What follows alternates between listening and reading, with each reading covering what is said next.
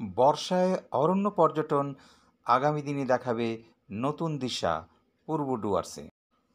অরণ্য পর্যটনের ক্ষেত্রে বিশেষ করে বর্ষায় জলদাপাড়া, চিলাপাথরা, বক্সা, বাঘবন এলাকায় নতুন দিশা তৈরি করতে চলেছে আগামী দিনগুলিতে। আজকে বেচারা 500 টাকা তেল ঢুকাইলো, আমি অসংখ্য ধন্যবাদ। কিন্তু আমার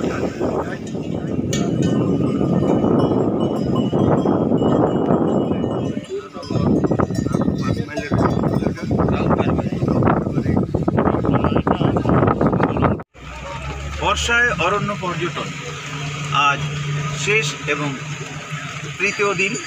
এই তৃতীয় দিনে আমরা চলেছি নতুন নতুন কিছু অন্বেষণে, বিশেষ করে ডেস্টিনেশন কী আছে। বিগত 2 দিনে আমরা বেশ কয়েকটি জায়গা, জলদাপাড়া জাতীয় অভয়ারণ্যের আশেপাশে যে সমস্ত রয়েছে, বিশেষ করে 3টি নদীর সঙ্গমস্থল আমরা পেলাম। তারপরে আমরা গিয়েছিলাম দক্ষিণ খয়েরবাড়িতে রাভা জনজাতি এলাকায় কিছু নদীর আমরা সন্ধান পেলাম।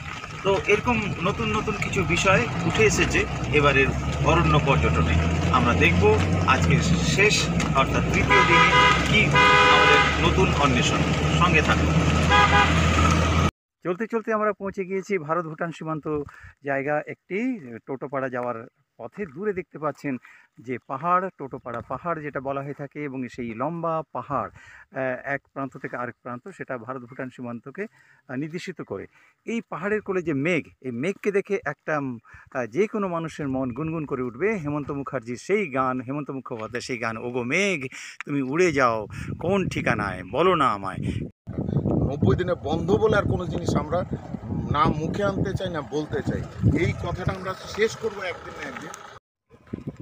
অর্থাৎ এই জায়গা সম্পর্কে নানান কথা, নানান উপকথা, নানান বৈশিষ্ট্য আপনাদের সামনে আমরা তুলে ধরলাম। এইখানকার যে অরণ্য, তার অরণ্যের বিভিন্ন গাছপালার বৈশিষ্ট্য, এখানকার বন্যপ্রাণের বৈশিষ্ট্য, দূরে দেখতে পাচ্ছেন ভারত ভুটান সীমান্ত লাগোয়া যে পাহাড়, তার একটা আলাদা বৈশিষ্ট্য।